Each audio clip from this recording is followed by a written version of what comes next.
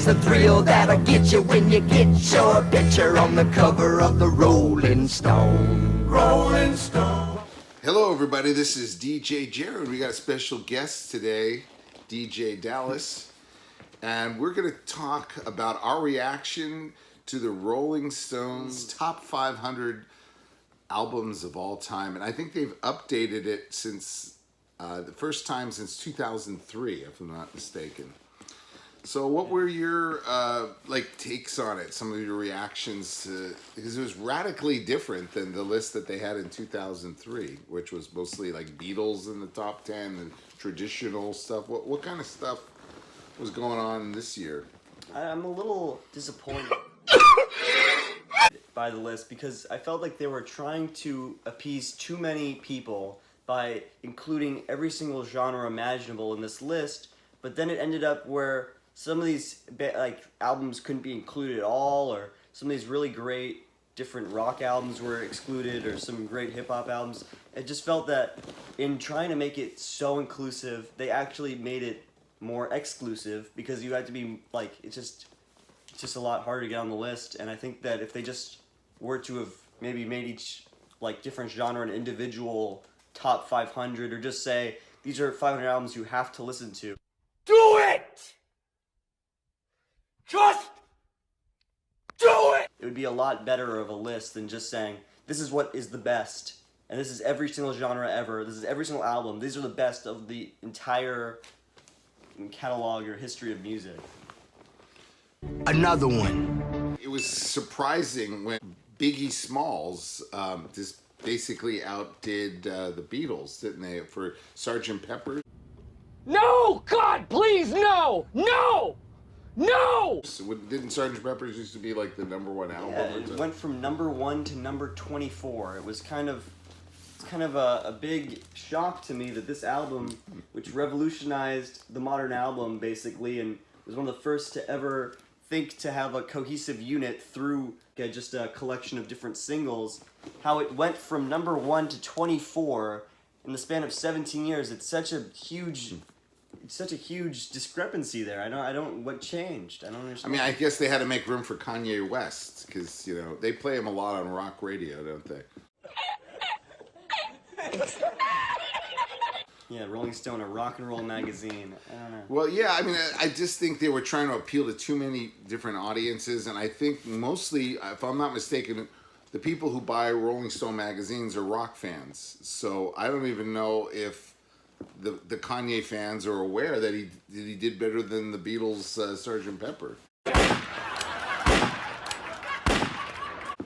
I mean, it's just a little absurd that they won't make a list of the 500 greatest musicians, but they feel the need to make a list of the 500 best albums. I think it should be in the same vein as a guitar player will never be comparable to a drummer. They don't play the same instrument. It's too hard to compare two different.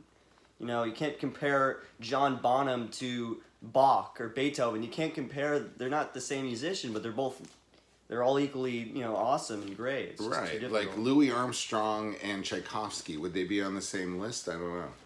I mean, how could you even rank that? It's the same thing with albums. It's not rankable. Yeah, it has to be according to that genre. But anyway, what album, I know you're really disappointed some albums made the cut and some albums did better than you thought, and what were some of the standouts? I'm particularly disappointed that they completely excluded Quadrophenia from the top 500. I think it's Quadrophenia by The Who. I think it's a complete and total shame and a disservice that they would include The Who's Sell Out, which in my opinion is a weaker album. I think it's a weaker concept and a weaker execution than Quadrophenia, yet this album placed in the 300s. This one didn't even make it.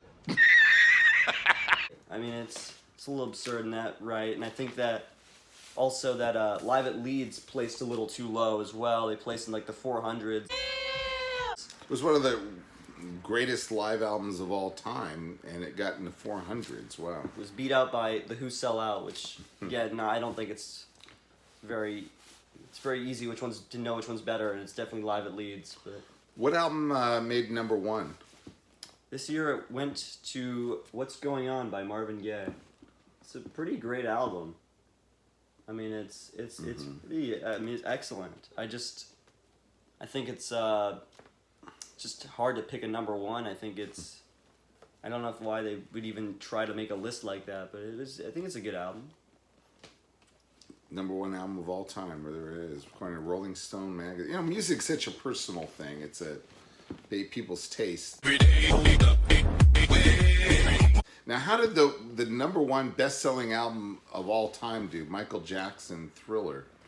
When did that appear on the chart? It appeared pretty high. I think it was in the 16s. I think it was beat out by Nirvana's Nevermind, which I think that's also a little weird of a take to put Nirvana's Nevermind at number 6, but then Sgt. Pepper at 24. I think that was a little bit weird. Yeah, I mean, this album, I mean, it really broke ground because you had like Eddie Van Halen, known, you know, one of the most legendary rock guitarists, playing on the song "Beat It." Remember that? It was unheard of that you had a rock and roll and, you know, this pop funk guy, you know, doing the music together. And that, I think it really changed things after that. And you started seeing, you know, like Aerosmith and Run DMC. You know, Prince, you know, started crossing over more. But this album really was a groundbreaker, definitely. That was great. And I think the last album, I think that was, in my opinion, placed too low on the list was Led Zeppelin 4, which I think is probably their strongest effort. I think it's a great album. I think it's perfect. I mean, most of the rock and roll, you know, 100s or 500s, it always ended up with "Stairway to Heaven" from this album was always number one. I mean, what number did this get to be? 50s or 60s? 50s or 60s. Snoop Dogg, all these other guys. I mean, they had rock and roll attitudes, but I don't know if attitudes really like a rock star. It's kind of a historical revisionism, but, you know, whatever. What do you guys think about Rolling Stone's Rock and Roll 500 list? Please leave your comments below. We haven't seen anybody really in the Rolling Stones Rock and Roll list that favorably said, yeah, you guys got it right this year. I don't know. Most people were criticizing it. No! God, please, no! No! You can't please all the people all the time. And I think that's what they were trying to do. It turned out to be historical revisionism at its worst, I think. I think that they should have just stopped after their first list or tried a different format or something. I think they tried it once in 2003 and it got some backlash, I think. I remember reading people were disagreeing with it. I think they should have just stopped, tried something else, but of course they had to go back to it 17 years later. It's whatever. Well, anyway, we still love these albums, and you know, like I said, music and art is all in the minds of the beholders. So it's really hard to rank things like that, and you know, it's always, you got to leave things up to the people. And if the people of America spoke, they probably, their favorite rock band would be Kiss, because they sold what, 114 million albums, but they didn't even get, I don't think they even got on the Rock and Roll 500. So I think they might have, but I think it was in like the 200s or 300 range. It was like Alive. Kiss Alive, yeah. But anyway, it's one thing, the people's choice, and the other one is the critic's choice. And you know, you got to give the people what they want. I think we want a new list, basically.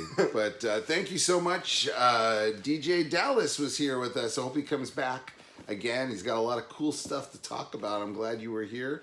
And thank you guys for being here. And don't forget to keep on rocking. Bye now.